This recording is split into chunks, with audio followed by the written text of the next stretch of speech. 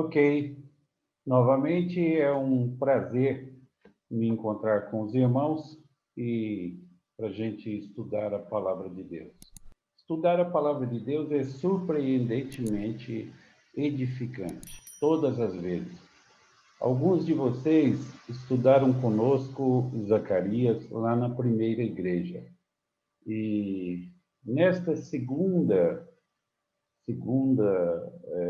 etapa, eu observo que cada vez que eu estudo Zacarias, o aprendizado é maior. E as lições, as aplicações do texto ainda são mais profundas, mais interessantes, não é? Nossa lição de hoje é Zacarias 5. Claro, sempre lembrando que o significado do nome Zacarias é o Senhor lembra, porque o povo já havia esquecido da mensagem, mas Deus não havia esquecido da sua promessa. Deus não havia esquecido da aliança que começou lá na criação e termina nos dias da vinda de Jesus Cristo. Deus se lembra da sua aliança e ele está trabalhando no cumprimento desta aliança. Sendo assim, vamos ver o texto da palavra de Deus sobre o assunto. Não é por acaso que o profeta chama-se Zacarias, certo? Então vamos lá ao nosso texto. Diz-nos assim a palavra de Deus: Tornei a levantar os olhos e vi, e eis um rolo voante. Perguntou-me o anjo: Que vês? Eu respondi: Vejo um rolo voante, que tem 20 côvados de comprimento e 10 de largura.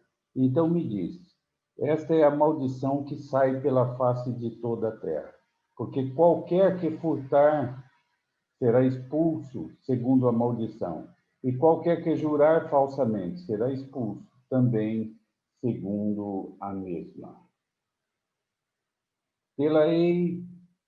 Fala-ei sair, diz o Senhor dos Exércitos, e a farei entrar na casa do ladrão, e na casa do que jurar falsamente pelo meu nome.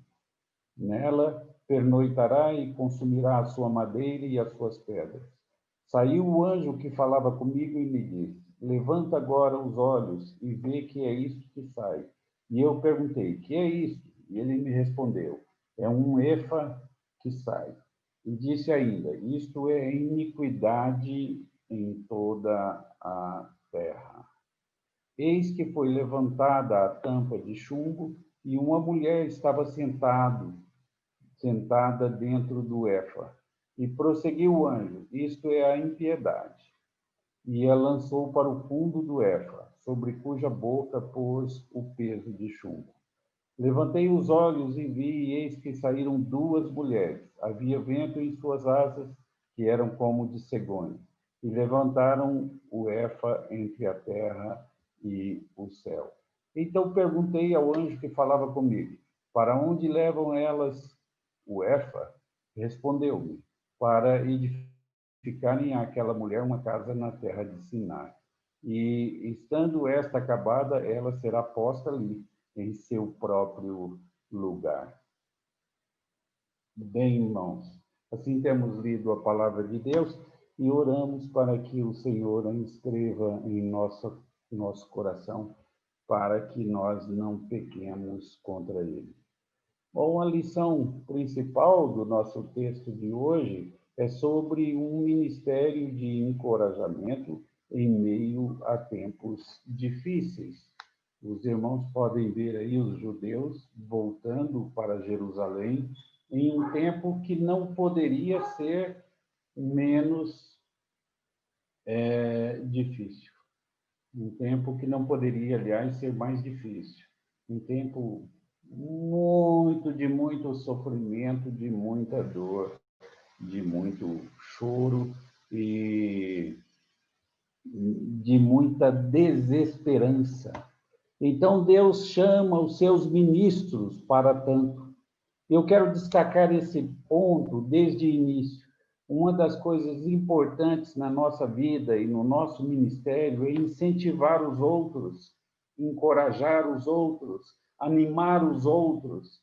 Aquelas pessoas que têm o dom de animar os outros são muito úteis, de incentivar, de mostrar o caminho, de ser um exemplo para os outros. Essas pessoas são muito úteis. Nós observamos aí que o povo voltava à terra de Judá depois de 70 anos de exílio na Babilônia. 70 anos, praticamente 2 gerações. A terra não era mais chamada de Judá, agora era conhecida como Yehud. Judá era conhecida como Yehud. E era apenas uma província vassala do império poderoso dos medos e dos persas.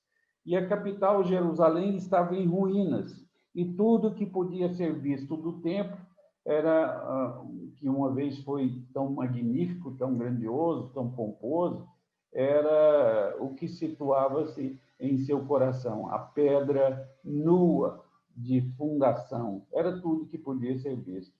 E pense em Jerusalém e no templo nesses termos, algo tão devastador como isso aconteceu. E parece que não tinha solução.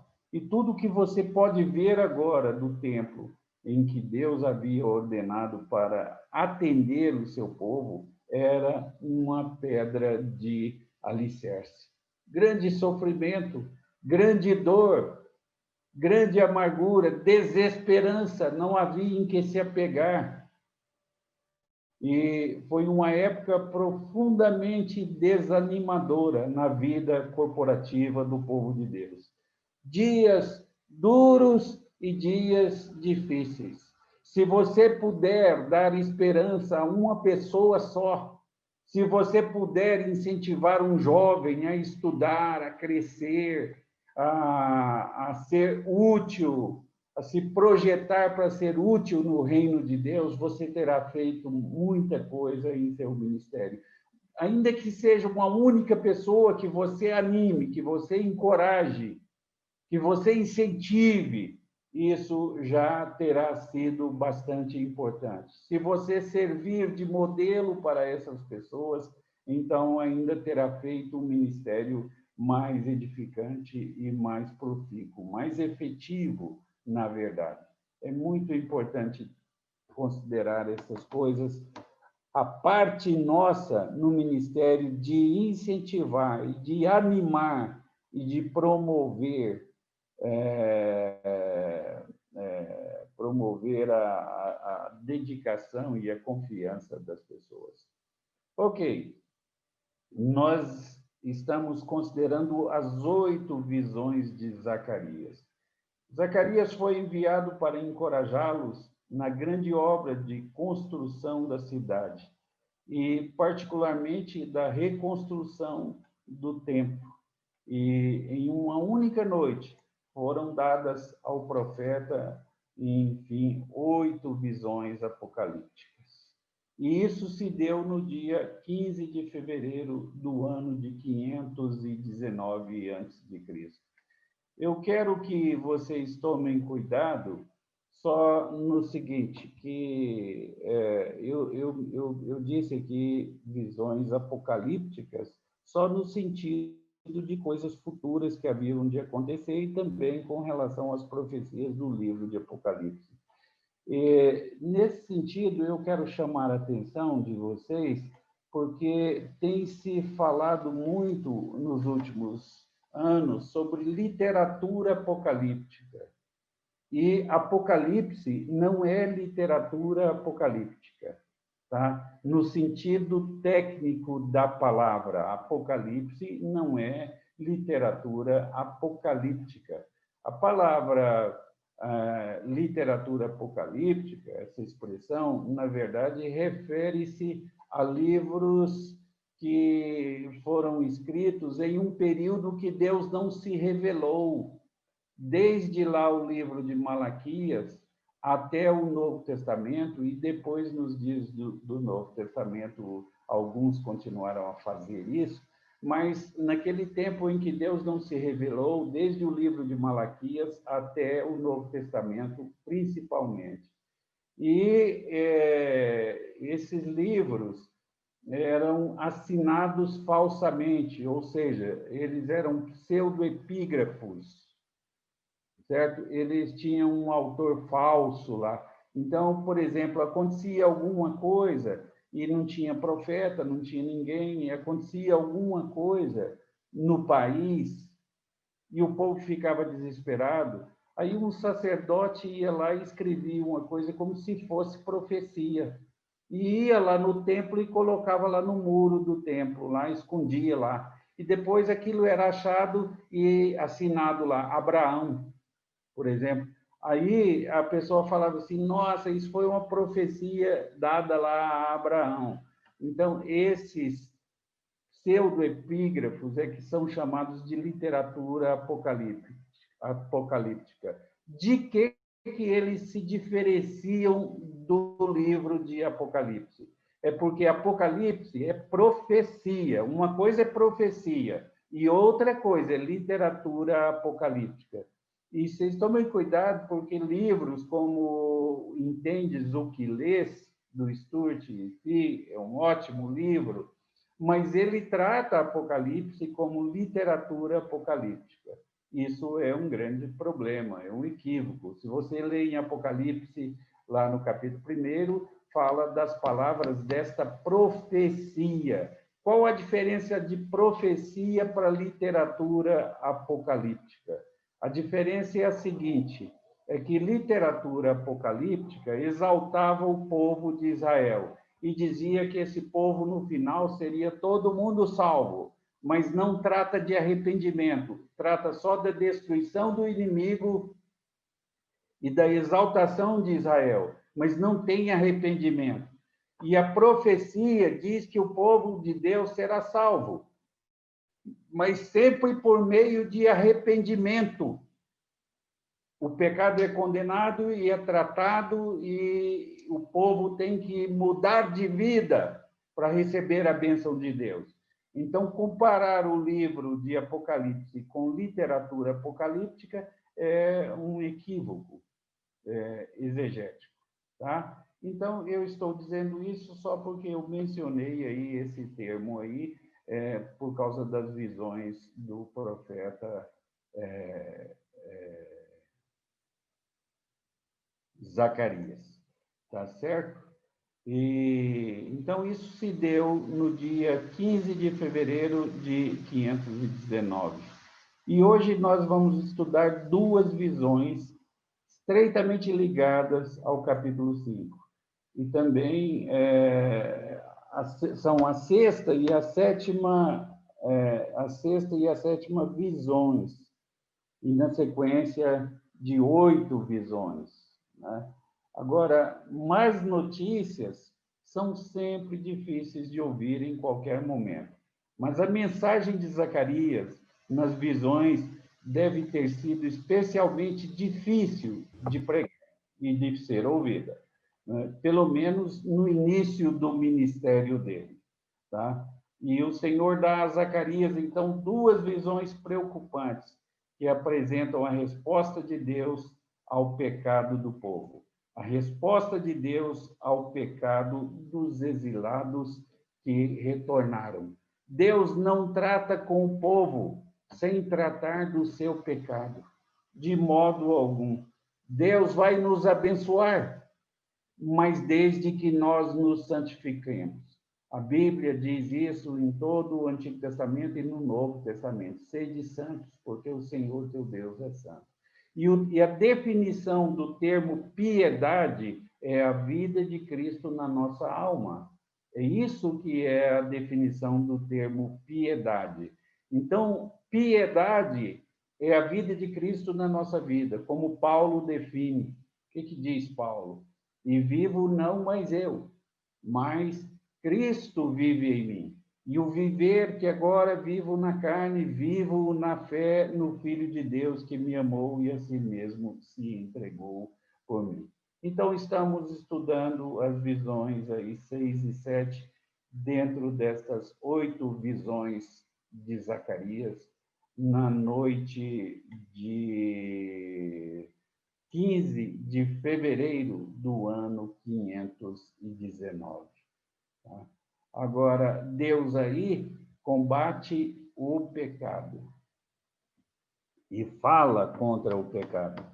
E se nós não estivermos sempre matando o pecado vai nos matar. O assunto é esse aí.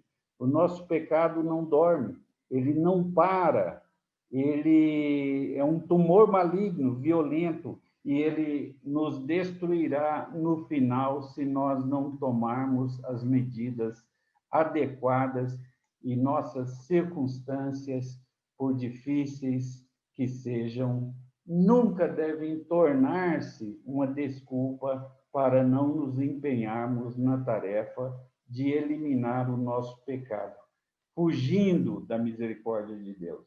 Não podemos permitir que a autopiedade paralise a nossa busca da santidade.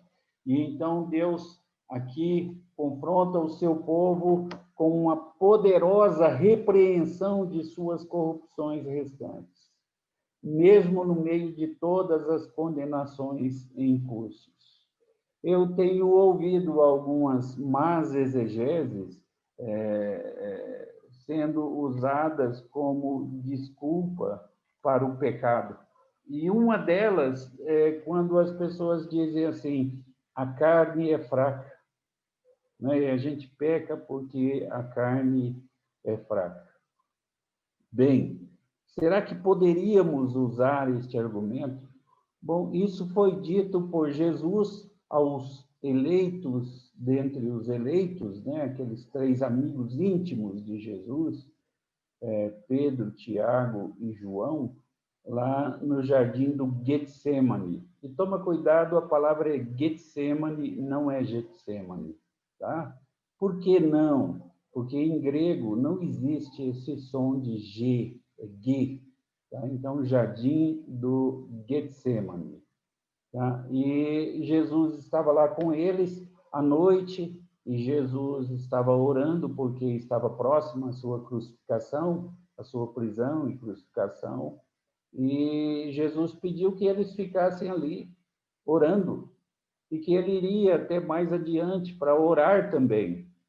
E quando ele foi e orar ao Pai, ele voltou, Pedro estava deitado num canto, João deitado no outro, e Tiago lá encostado na árvore, todos dormindo, todos dormindo.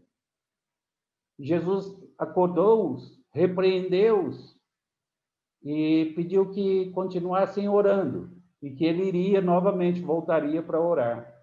E quando ele voltou, ele encontrou Pedro dormindo, Tiago dormindo e João dormindo. Isso foi muito triste. Jesus acordou-os novamente, repreendeu-os novamente e foi orar novamente. Quando ele voltou, Pedro estava dormindo, Tiago estava dormindo e João estava dormindo. Neste contexto, Jesus disse: o espírito está preparado, mas a carne é fraca. Qual o significado disso dentro desse contexto? É só que nós não aguentamos passar a noite inteira orando. Nosso corpo físico não aguenta, é só isso.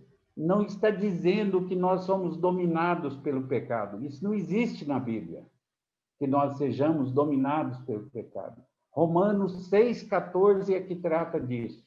E diz assim que o pecado não terá domínio sobre vós. Tá? Se você peca, é porque você é mau, é porque você é ruim, e é porque você quer pecar. E você pode não pecar. E a Bíblia diz isso. Eu sei que nós somos pecadores, e eu sei que nós lutamos contra isso. E eu sei que a razão pela qual o céu é mais desejável é porque lá nós poderemos servir a Deus por inteireza de coração. Não é? Mas a maldade está em nós. E nós pecamos porque queremos pecar. Eu me lembro de um texto de um antigo teólogo, e ele dizia assim que ele amava determinado pecado, mas ele odiava amar aquele determinado pecado. Ele amava determinado pecado, mas odiava amar aquele determinado pecado. Então, nós somos pecadores, mas não é verdade que o pecado, nós pecamos assim contra a nossa vontade. Não é verdade que nós pecamos contra a nossa vontade. Nós não precisamos pecar. O pecado não tem domínio sobre nós, certo? Então, essa colocação é muito interessante. Ou você mata o pecado, ou o pecado mata você. E ele faz isso paulatinamente, tá? Vagarosamente. Ok, então a primeira coisa que vamos destacar é exatamente essa. Então, o que nós temos no texto é o pecado condenado e o rolo voante. Então, é dito aí que esse rolo, eu estou colocando aí, que é 9 metros de comprimento por 4,5 de largura. Um côvado é essa distância aqui, ó, do cotovelo até a ponta do meu punho aqui. Então, colocando isso em metros, eu tenho 9 metros de comprimento por 4,5 de largura. É um rolo voante. O que é esse rolo voante? Alguns de vocês já foram à praia e viram lá aqueles aviões com as faixas, passando com as faixas, fazendo propaganda. E é mais ou menos isso aí que Zacarias viu. Então, os versos de 1 a 4 aqui, o pecado é condenado. E Zacarias vê um pergaminho voador. E o profeta deve ter ficado pálido com isso. Por que razão ele deve ter ficado pálido com isso? Nas escrituras do Antigo Testamento, um rolo quase que invariavelmente anunciava julgamento e condenação de Deus. Então, é um pergaminho aí enorme, com 9 metros de comprimento, por 4,5 de largura. Então, vamos dizer aí que isso aí era a capivara do povo de Israel, viu? Isso aí, diante de Deus, era aquilo que na polícia eles chamam a capivara do povo de Israel. Eram os pecados do povo de Israel, né? E eu vi isso uma vez numa praia e fiquei bastante impressionado. O avião passava voando com aquela faixa e todo mundo via. Então, era possível não ler a mensagem? Não, não era. E pense em algo assim, isso foi o que Zacarias viu, um rolo voante, condenando o pecado do povo, condenando o pecado de Israel, o pecado da multidão, certo? Ok, agora, então, se era um pergaminho tão grande assim, de condenação, era uma maldição por quebrar a aliança, por quebrar a aliança. Tá? Tudo que Deus faz tem que ver com a aliança que ele fez. Deus cumpre a parte dele, nós cumprimos a nossa. Se você olhar o conceito de aliança, os animais eram cortados e colocados, as bandas, as partes dos animais eram colocadas de um lado e de outro. E as partes pactuantes passavam no meio desses animais. Isso indicava o seguinte, que se uma das partes não cumprisse o seu dever no pacto, na aliança, que acontecesse com essa parte o mesmo que tinha acontecido com aqueles animais. Então, tudo que nós temos aí é aliança. Tá? É que esse povo tinha quebrado a aliança. Então, veja a explicação aí no verso 3. Aqui está a mensagem do texto escrito nessa enorme faixa. O termo maldição é um termo técnico. para um julgamento de quebra da aliança do Antigo Testamento. É a palavra reservada especialmente para as consequências de transgredir a aliança mosaica. E ela é usada em Deuteronômio 29, no verso 20, onde se lê assim: toda maldição escrita neste livro jazerá sobre ele, e o Senhor lhe apagará o nome de debaixo do céu. Então, se você olhar aí nesse texto nosso, os dois pecados nomeados representam a quebra de toda a lei, conforme Mateus 22, 36 a 40, que é amar a Deus e amar o próximo. E era isso que era o problema aí de Israel, que Israel nem estava amando o próximo e nem estava amando o Senhor, não é? Então, se você se lembra lá de Deuteronômio 30, no verso 19 e 20, aí é colocado muito claramente esta bênção e a maldição lá apresentadas para o povo. Lá o texto diz mais ou menos assim: os céus e a terra tomo hoje por testemunha contra ti, que eu te propus a vida e a morte, a bênção e a maldição. Escolhe, pois, a vida para que vivas tu e a tua descendência, amando ao Senhor teu Deus e dando ouvido a Ele, porque disso depende a tua longevidade e para que entres na terra que o Senhor, sob juramento, prometeu dar a teus pais, Abraão, Isaque e Jacó. E esse povo escolhia sempre quebrar a aliança. E aí vinham as consequências. E as consequências você pode estudar no capítulo 28 de Deuteronômio. Deixa eu dizer o seguinte para vocês: toda a Bíblia, se eu procurar um alicerce para toda a Bíblia, é Deuteronômio 28. Todos os profetas falaram com base em Deuteronômio 28. Bênçãos decorrentes da obediência e maldições decorrentes da desobediência. Deuteronômio 28 é um capítulo muito, muito importante mesmo.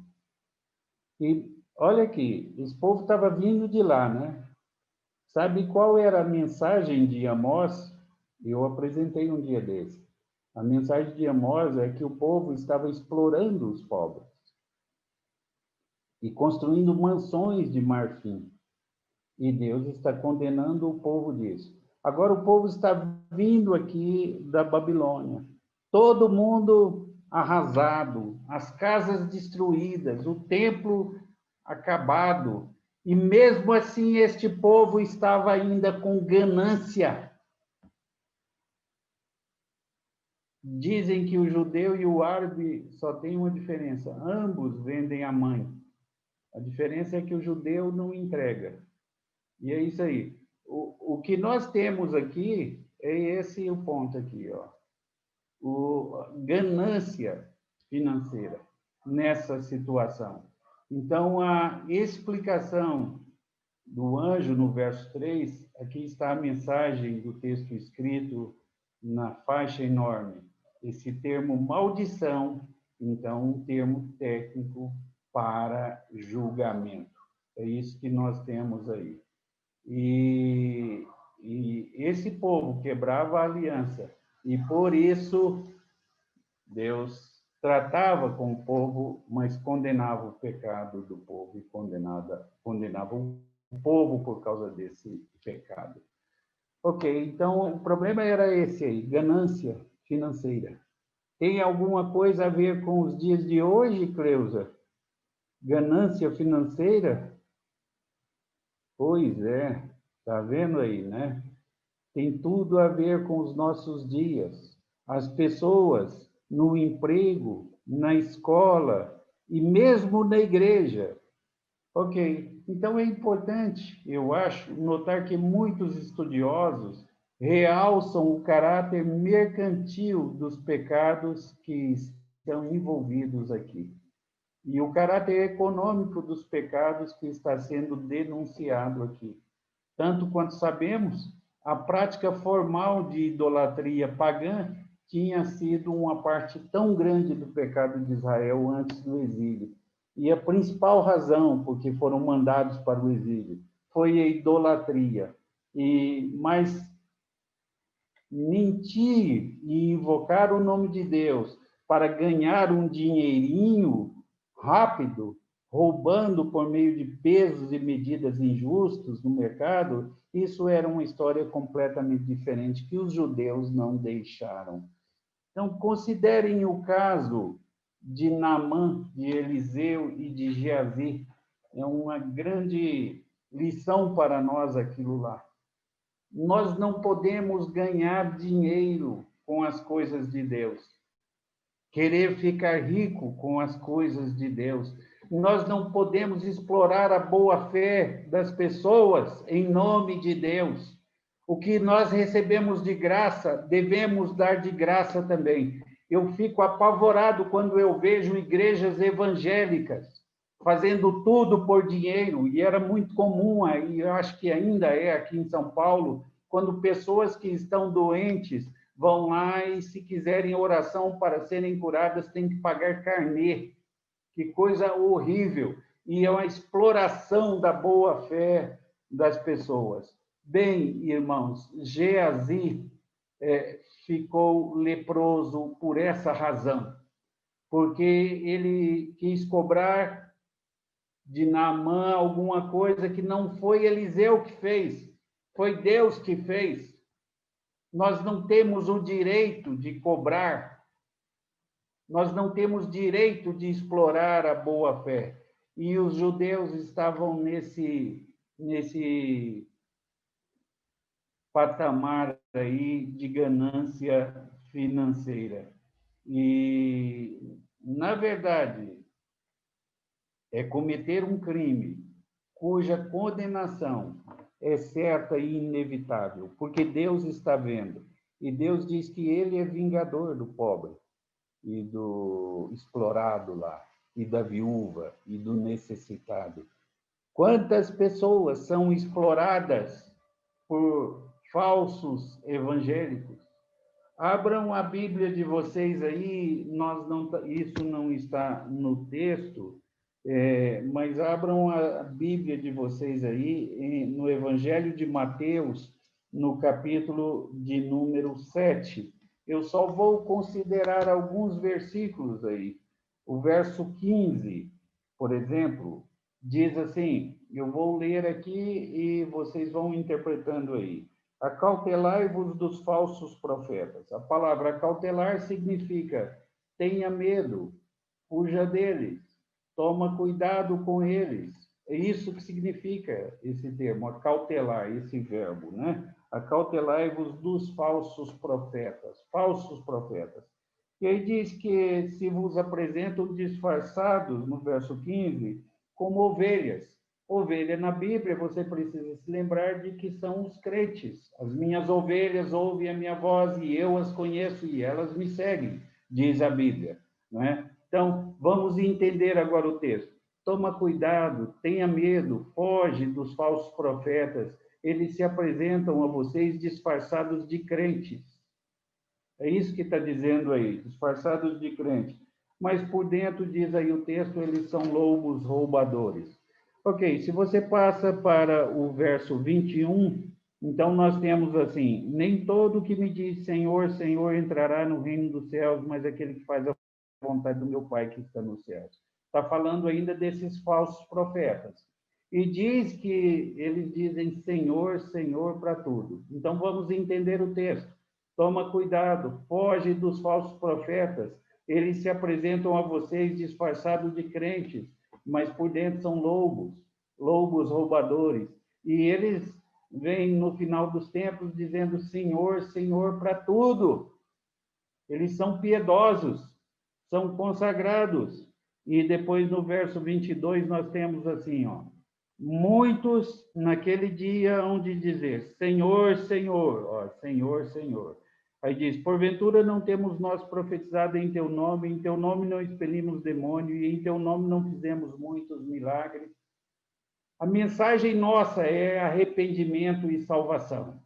Nós pregamos o Evangelho, arrependimento e salvação. Essa é a nossa ênfase. É a ênfase que o Evangelho dá para pregarmos. E a mensagem desses falsos profetas tem por ênfase, aí diz o texto, fazer as coisas em nome de Jesus. Olha aí, ó, tudo que eles fazem, fazem em nome de Jesus. Mas eles fazem principalmente 3 coisas: anunciar profecia, expulsar demônio e fazer cura, milagres, sinais. Muitos milagres em teu nome. Então, se você ligar a sua televisão e ver um pregador cuja ênfase é expulsar demônio, anunciar profecia e fazer cura, Jesus disse isso, não é sermão meu, é sermão de Jesus. Jesus falou: toma cuidado, foge deles. E diz mais: não entrarão no reino dos céus. Nós não temos o direito de explorar a boa-fé das pessoas. Não temos o direito de cobrar aquilo que não fomos nós que fizemos. Quem fez foi Deus. Tá? Então, nós não temos o direito de cobrar isso e de explorar o povo de Deus com essas coisas. Bem, irmãos, então, voltando ao nosso texto de Zacarias, vamos ver uma repreensão aí bem devastadora de Deus e a natureza confusa da santificação. Israel, na verdade, tinha feito um progresso real em uma área. Idolatria formal agora não existia mais em Israel. Não existia mais. E o grande pecado que os levou ao exílio era agora só uma lembrança, essa idolatria formal. E o Senhor agora trata implacavelmente o coração deles para lidar com outros ídolos mais profundos e naquelas áreas onde o amor às coisas materiais ainda ocupava a primazia. E então o aviso é escrito num grande banner no céu, numa grande faixa no céu. E talvez o que Deus esteja dizendo a nós seja o seguinte: você acha que está prestando culto corretamente e que eu ocupo o lugar de direito em sua vida? Isso é bom, mas você mente, você trapaceia, você invoca meu nome para dar credibilidade às suas mentiras, você enche seus bolsos enquanto canta com a boca meus louvores e não vê que tudo o que realmente faz é trocar seus ídolos óbvios por outros mais sutis, mais profundos, falsos deuses de ganho material e avanço pessoal. É mais ou menos isso que Deus está dizendo para Israel. Tinha uma aparência de santidade, mas não tinha, de fato, a ganância material predominava, prevalecia entre eles. Isso é bastante triste e Deus trata disso com mão dura, com mão pesada.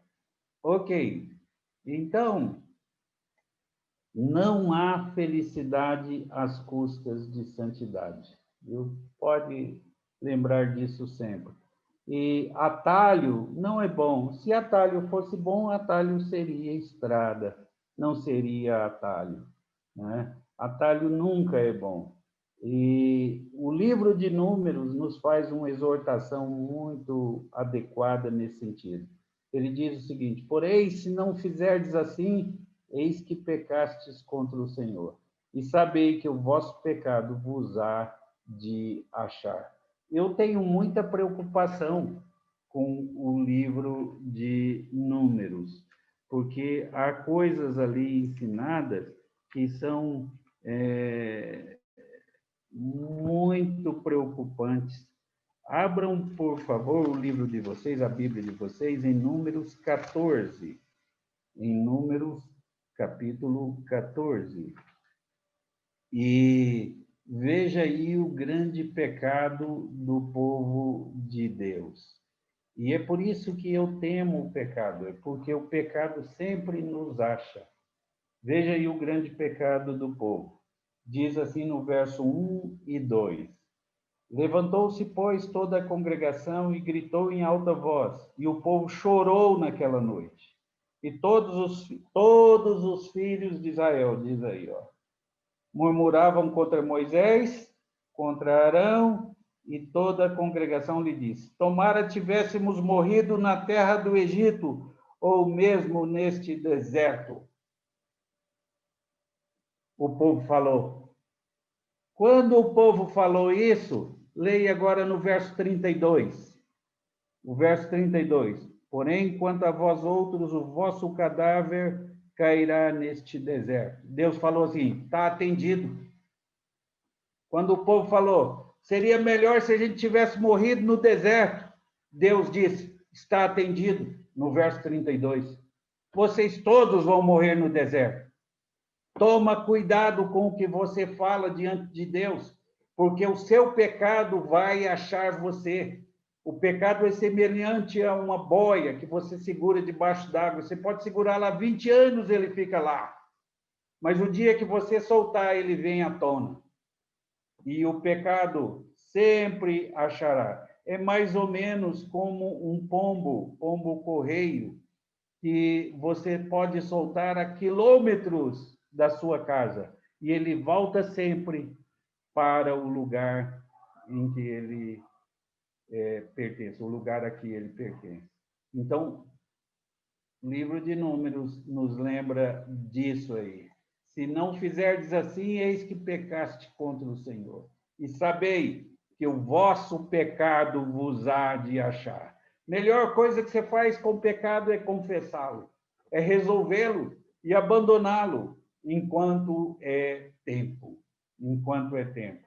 Porque ele vai criando raízes em volta de você, vai dominando você e paulatinamente vai afastando você da igreja, vai afastando você do povo de Deus. Por exemplo, eu sou pastor, e já sou pastor e entre o tempo de seminário e aqui por volta de 40 anos, um pouco mais, tempo de seminarista. Então, eu nunca vi ninguém deixar a igreja num dia, falar assim, a partir de hoje eu não sou mais crente. Como é que as pessoas vão se afastando da igreja? Aos poucos. E elas vão se envolvendo com o pecado, e o pecado vai criando raízes sobre elas, vai dominando-as, e elas vão se afundando no pecado. Nós precisamos levar isso em conta. Não vai ser da noite para o dia. O trabalho do pecado é assim, paulatino, é homeopático e vai dominando o povo. E é preciso, dia a dia, semana a semana, domingo após domingo, os pastores ter mensagem para limpar a consciência dos crentes, para fazê-los arrepender dos seus pecados e abandonar os pecados deles. Ok, então veja os detalhes aí da maldição no verso 4 de Zacarias 5. No pergaminho, no rolo de acusação, lemos assim: serão enviados e entrarão na casa do ladrão e na casa daquele que jura falsamente em nome de Deus. Ou, dito de outra maneira, você pode correr, mas não pode se esconder. O pecado vai te achar. A maldição vai consumir as coisas pelas quais os pecadores vivem. Aqueles de nós que estão dispostos a sacrificar a nossa santidade em prol da felicidade irão descobrir que perseguir a felicidade sem santidade vai nos devorar e no final nos alcançará. Porém, se não fizerdes assim, eis que pecaste contra o Senhor, e sabei que o vosso pecado vos há de achar. Essa é a maldição vinda lá sobre o povo. Vocês buscam a felicidade, e eu sei que todos buscamos a felicidade. E eu sei que os crentes todos buscam a felicidade. Todo ser humano busca a felicidade. E alguns buscam a felicidade no casamento. Acham que porque vão se casar serão felizes. Serão? Se fosse assim, todos os casados seriam felizes. Outros acham que quando passar na faculdade serão felizes. Seria, se fosse assim, todos os universitários seriam felizes. Alguns acham que quando tiver um carro, comprar um carro, serão felizes. Se fosse assim, todo mundo que tem carro seria feliz. Então, irmãos, felicidade não está em coisas materiais. Felicidade não está em coisas aparentes que estejam ao nosso redor. Felicidade está, sim, em compreendermos o nosso papel na presença de Deus. E quando você lê na carta aos Filipenses, você aprende que a felicidade é uma coisa muito importante e que indica a nossa espiritualidade também. Na carta aos Filipenses, no capítulo 4, a gente lê assim no verso de número 11.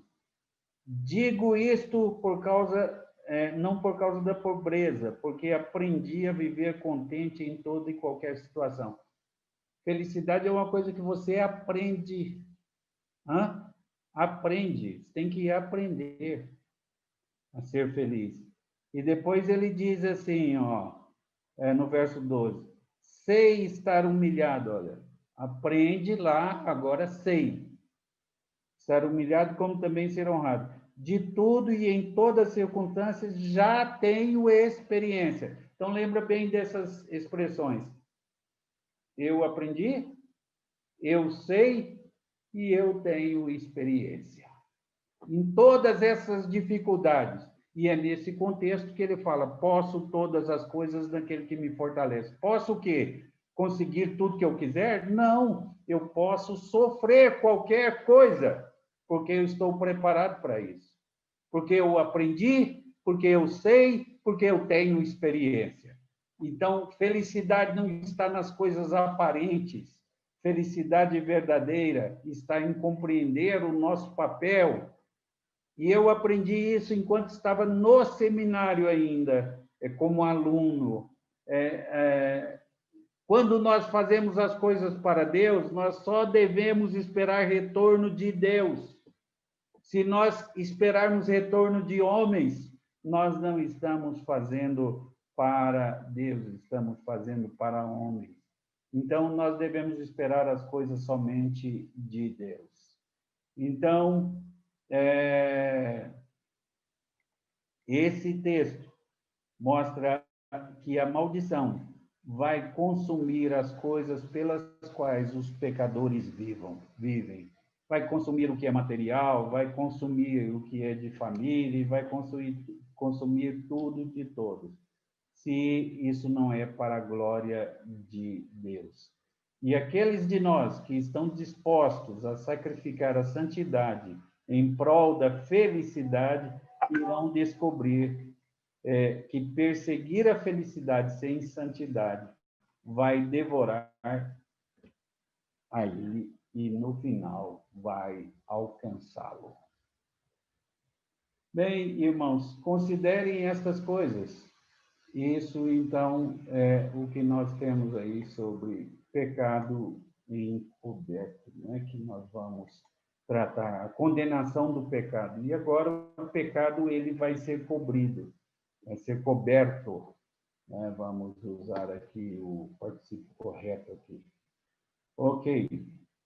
Então, isso aqui é um pote que nós chamamos aqui na região, mas isso aqui é um EFA de 23 litros, 23 litros, tá? Que você tem aí. Ok, então vejam comigo a segunda visão. Zacarias tem mais do que uma palavra de julgamento, mais do que uma palavra de repreensão, de condenação, mais do que uma chamada ao arrependimento. Ele tem mais do que isso para nós. Observe aí os versos 5 a 8. Aqui o pecado é coberto. A imagem já não é mais de um rolo voador, de um pergaminho voador, voante lá. Agora, Zacarias vê um cesto que simboliza a iniquidade do povo. O cesto, a propósito, é literalmente aqui um efa, um tipo de recipiente com a capacidade em torno de 23 litros. Então, quando a tampa é levantada, Zacarias vê uma mulher. Interessante essa figura da mulher. Eu disse que em Apocalipse nós temos duas mulheres, as duas têm nome de cidade, e a Nova Jerusalém e a Babilônia. E a Nova Jerusalém representa a igreja, e a Babilônia representa a falsa igreja, a prostituta, a meretriz e assim por diante. Mas nós temos aí em Zacarias uma mulher agachada no interior do cesto. Muito provavelmente isso possa indicar que são as falsas igrejas ensinando a impiedade. Então, o nome da mulher é falado para nós, e é impiedade. Ela é o pecado do povo personificado. Ela é a impiedade, o nome dessa mulher. Mas a misericórdia de Deus, então, age restringindo o pecado. Se você ler o texto aí com atenção, veja o que acontece em seguida, aí no verso 8. Prosseguiu o anjo, isto é a impiedade, e lançou para o fundo do efa, sobre cuja boca pôs o peso de chumbo. E a mulher queria sair de lá e não podia sair, porque ela foi empurrada lá para o fundo e foi tampada e não deixou sair de lá. Então, ele a lançou para baixo, fechando-a com o peso. Há uma luta que está acontecendo. Você pode ver isso aí. A mulher chamada impiedade quer se libertar para continuar enganando o povo de Deus à vontade. Mas ela é empurrada para baixo e coberta, e o seu engano está retido, está escravizado. O poder dela está contido. Então, a minha pergunta é o seguinte: o que seria da humanidade se fosse a graça comum, se não fosse a graça comum, restringindo a maldade do ser humano? O que seria da humanidade se não fosse a graça comum, restringindo a maldade do ser humano? Se o ser humano fosse deixado por conta própria para ser tão ruim e tão depravado quanto ele gostaria de ser, se não tivesse limites, o que seria? Então, uma das coisas pelas quais nós devemos orar e agradecer é a graça comum de Deus. E o que seria da igreja se a graça especial de Deus não restringisse a maldade do nosso coração? O Senhor não permitirá que ela perverta, a impiedade perverta o seu reino. Essa é uma boa notícia para nós. Deus restringe o pecado. Então, aqui está o outro lado da resposta de Deus ao pecado do seu povo. Uma palavra de repreensão. Então, Deus não fica simplesmente condenando o nosso pecado. Ele também age para contê-lo. Ele não denuncia simplesmente o nosso pecado. Ele o restringe graciosamente. E eu vou dizer uma coisa para vocês. É porque essa mulher foi colocada lá no fundo do efa e restringida a ação dela, é que nós não estamos todos aí no mundo jogados e drogados e caídos e em pecado. Essa é a graça de Deus. Então, Deus não só condena o pecado, Deus provê o livramento do pecado. Deus restringe a ação dessa mulher chamada impiedade. E Deus afasta essa impiedade de nós. Isso é a graça de Deus. E Deus restringe o pecado, inclusive no mundo. E se Deus não restringisse o pecado no mundo, não teríamos jeito de viver aqui. Seria impraticável viver aqui. Nós precisamos entender isso e agradecer a Deus por isso. Então, essa mulher chamada de impiedade é colocada em um efa e fechada lá com uma tampa de chumbo para ela não sair. E essa é a ação de Deus, nosso Senhor. É assim que ele age com o nosso pecado. Ele o condena, é verdade, mas ele também provê livramento. Como é que diz lá em primeira carta aos Coríntios, capítulo 10, verso 13, que nós não sofremos provações, né, tentações além das nossas forças. Antes, com o livramento, com a aprovação, ele nos dá também o livramento, diz lá o texto de Paulo aos Coríntios. Então, essa é uma oração que eu faço sempre. Senhor, leva a impiedade para longe de mim. Leva a impiedade para longe de mim. Leva o pecado para longe de mim.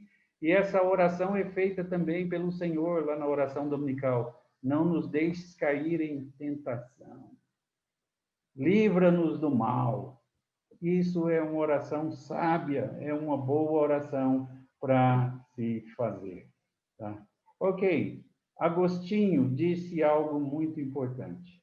Ele disse com relação a essa mulher que com a corrupção morre o corpo e com a impiedade morre a alma. Isso é muito triste. A visão de Zacarias aqui lembra-nos daquilo que eu penso ser uma das misericórdias mais negligenciadas da graça de Deus em nossa vida. Deus é gracioso, restringindo a impiedade em nossa vida, para que, embora possamos tropeçar e cair, as lutas que enfrentamos não sejam tão ferrenhas quanto poderiam ter sido se Deus não tivesse sido gracioso, restringindo a força da impiedade. O tempo todo, agindo por meio da sua palavra e do seu espírito para conter a impiedade. A impiedade não tem acesso livre, e louvado seja Deus por essa verdade.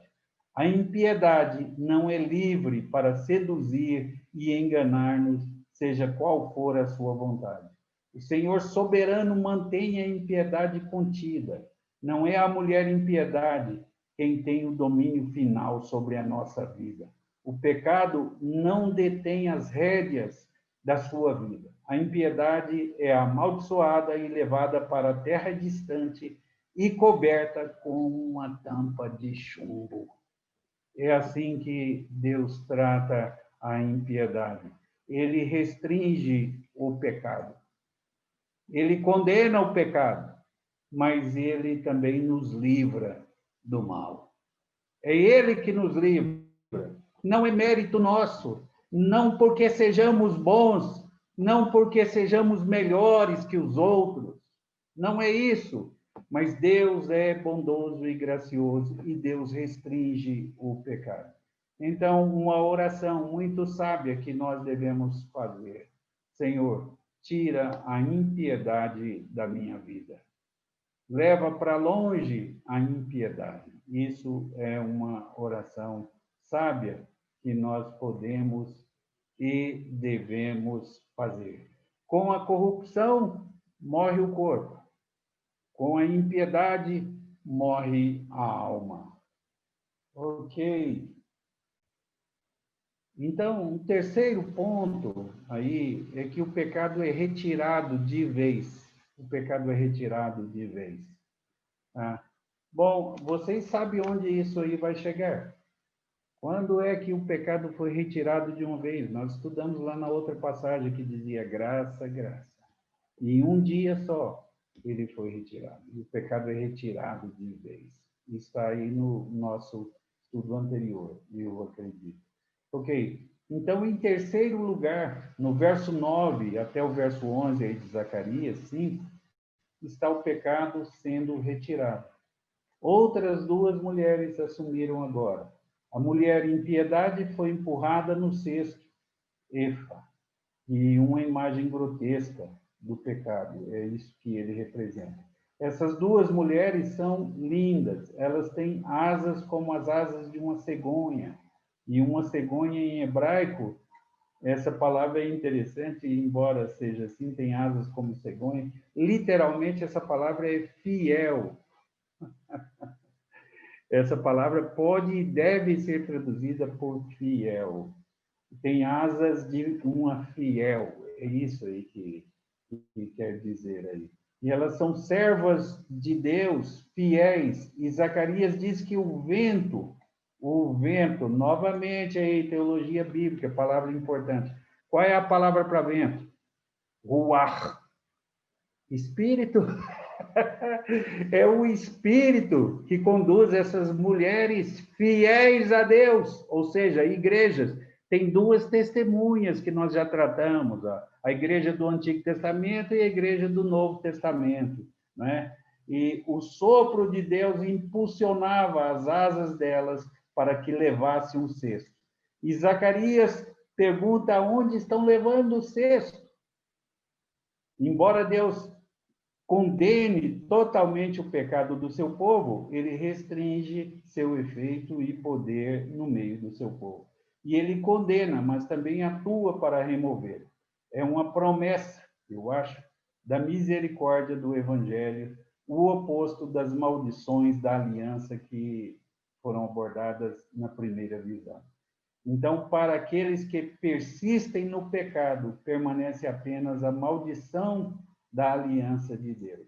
Mas para todos os que se voltem em arrependimento e fé para Jesus Cristo, Deus vai trabalhar neles com o seu espírito, rua, e levar para sempre a impiedade, a sua culpa, para um lugar distante.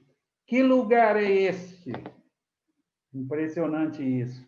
E eu gostei muito desse aspecto. Então, pecado expiado e maldição removida, onde? No Calvário. Cristo nos resgatou da maldição da lei, fazendo-se Ele próprio maldição em nosso lugar, porque está escrito, maldito todo aquele que for pendurado no madeiro, não é? Então, como isso foi para Zacarias, isso não está muito claro aqui. Mas sabemos com isso que isso se daria em Gálatas 3,13. Cristo nos resgatou da maldição da lei, fazendo-se Ele próprio maldição em nosso lugar. Não é? As maldições que deveriam cair sobre os quebradores da aliança, que fogem para Jesus, as maldições da aliança caíram sobre Jesus, nosso Salvador, e não sobre nós. Então, na cruz, a condenação anunciada pelo rolo de Zacarias caiu sobre Cristo, para que pudéssemos ser abençoados com a misericórdia de Deus. É Jesus que é o Cordeiro de Deus, como disse João Batista. E lembra-se que ele tira o pecado do mundo. É Cristo quem se manifestou para tirar os nossos pecados. Como diz lá na primeira carta de João, capítulo 3, verso 5, né? Quando dista o Oriente do Ocidente, o Salmo, né? E 103, que diz assim, quanto dista o Oriente do Ocidente, assim afasta de nós as nossas transgressões. Se eu não me engano, Salmo 103, no verso 12. É assim que Jesus agiu conosco. Foi isso que ele fez em nosso benefício. Os nossos pecados foram levados para longe. Foram levados para longe. Ok, então agora nós temos pecado removido do povo de Deus e entregue para o mundo.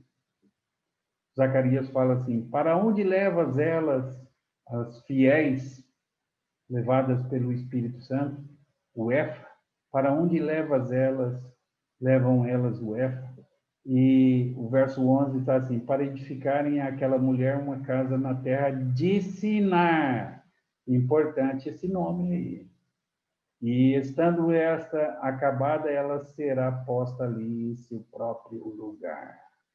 Ok, a visão não acaba aqui. Zacarias pergunta no verso 10, para onde levam elas o Efa? E a resposta é interessante. Eles a estão levando para edificarem àquela mulher uma casa na terra de Sinar. E estando esta acabada, ela sairá posta ali em seu próprio lugar. Sinar é o nome usado lá em Gênesis 11. Para quê? para Babilônia. Para Babilônia. Então, ela é levada para lá. É onde a Torre de Babel foi construída. E é o símbolo bíblico da oposição do mundo a Deus. E ela será construída, uma casa para uma mulher. Lá será construída uma casa para a mulher, chamada impiedade. E acho ser esta a mensagem que Paulo apresenta tão vigorosamente lá em Romanos 1, verso 18. Diz assim: Deus entregou-os às concupiscências do coração, à impureza, para que descansem, para que desonrassem seus corpos entre si, porque eles trocaram a verdade de Deus por uma mentira, e adoraram e serviram a criatura ao invés do Criador, que é bendito para sempre. Deus os entregou, ele entregou essas pessoas ao pecado. A impiedade é enviada para o lugar que ela pertence. Um templo é construído para ela. Ela é colocada em uma posição de ídolo para ser adorada. Deus resgata o seu povo de seus pecados. Deus entrega um mundo rebelde para o seu pecado. O que quer dizer isso? Tem muito ensinamento aí. Deixa eu só convidá-los a refletir sobre isso. Significa o seguinte, que se você ama mesmo os seus pecados e não abandonar os seus pecados, por fim, esses pecados tornam-se normais na sua vida e você acha que isso é uma coisa normal. E seu coração é endurecido com isso. E você acha isso, passa a achar isso uma coisa normal. O mundo que vive aí entregue ao Deus deste século, não acha que as coisas que o mundo faz sejam pecaminosas. Eles não acham que sejam pecaminosas. Né? Eles estão acostumados com aquilo. E nós temos que tomar cuidado, porque nós cristãos também podemos amar alguns pecados e tornar esses pecados idolatria na nossa vida. Precisamos exortar a igreja a tirar tudo aquilo que a palavra de Deus diz ser pecaminoso. Não o que nós gostamos, não o que nós queremos, mas aquilo que a Bíblia diz que está errado e é pecaminoso. Precisamos fugir disso, porque senão pecados das pessoas vão levá-las para a idolatria, para o lugar que é próprio delas, contra a vontade, contra a santificação, contra a piedade. E é por isso que Jesus insiste conosco. Essas pessoas hoje, muita gente usa essa passagem de Apocalipse: eis que estou à porta e bato. Se alguém ouvir a minha voz, abrir a porta, entrarei em sua casa, cearei com ele, ele comigo. Usa isso para evangelização. Mas se você olhar lá no livro de Apocalipse, capítulo 3, esta passagem foi escrita para a igreja de Laodiceia. Isso não é para evangelização. Isso é escrito para a igreja. Então, tem que tomar cuidado, porque o pecado pode alojar-se na igreja. E é assim que o julgamento normalmente funciona neste lado da eternidade. Não é imediatamente catastrófico e repentino. Ele é normalmente lento, e é o abandono normalmente lento e constante de sua mente e do seu corpo aos ídolos que cada um escolhe para si mesmo, até consumi-lo, nunca entregando o prazer ou a santificação prometida. Nunca fazendo a vontade de Deus. Isso é horrível. Então, ao invés disso, as pessoas deixam, ou os pecados deixam você vazio, cobiçando cada vez mais, sem nunca ser santificado e sem nunca ser preenchida a sua satisfação e a sua alegria. A ira de Deus neste mundo é que, normal e silenciosamente, ele entrega as pessoas a uma mente dominada e controlada pelas mentiras que escolheu para si. E você sabe qual é a coisa mais arrepiante de todas sobre essa realidade? é que ninguém nunca percebe quando acontece com ele. Acha que nunca vai acontecer. Isso é horrível. Ok, mas a Bíblia diz aí de forma clara: quanto dista o Oriente do Ocidente, assim afasta de nós as nossas transgressões. Não há nada mais desejável do que nos purificar, nos santificar. Alguns desejam o reino celestial porque são um pouco materialistas, eles dizem assim, lá tem ruas de ouro. Alguns desejam, algumas, porque lá tem mansões celestiais. E alguns desejam porque lá é um lugar de descanso eterno. Tem tudo isso.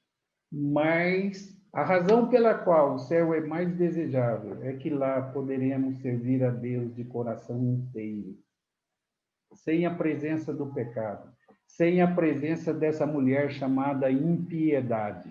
Ela estará lá em Sinar, dentro de um efa, lá com a tampa de chumbo, a impiedade. Livra de nós a impiedade. Tira de perto de nós a impiedade. Então, há avisos da ira e há preciosas promessas de perdão anunciadas a você na pregação da palavra de Deus. Zacarias vê tanto o terror das maldições da aliança quanto a esperança da impiedade ser levada embora. Mas um dia, se não respondermos, Jesus Cristo dará a sua última batida à porta. E Deus vai entregar as pessoas aos desejos do seu coração, às paixões infames e mentes reprováveis. Deus vai entregá-los à maldade e aos ídolos que escolheram. Impiedade virá e viverá numa casa que lhe pertence, e você nunca perceberá que isso aconteceu. Será de forma lenta e tranquila. Então, Zacarias tem uma visão das maldições da aliança, avisos, e há batidas à porta no Evangelho. O pecado é contido e levado embora. Jesus Cristo está batendo a cada pregação da palavra, purificando-nos, afastando a impiedade. Pecado condenado, pecado coberto e pecado levado embora. Esta é a mensagem do capítulo 5.